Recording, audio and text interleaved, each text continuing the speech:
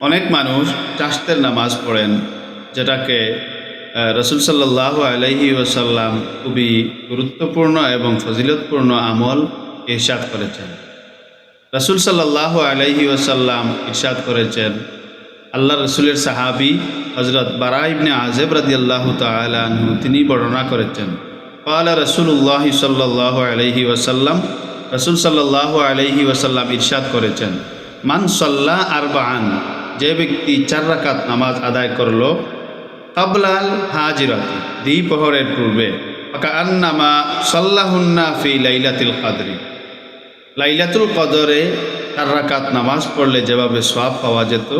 ঠিক এই চাশতের 4 রাকাত নামাজ আদায় করলে একই রকম সওয়াব আল্লাহ পাক দান করেন। ওয়াল মুসলিমানি ইজা তাসাফাহা,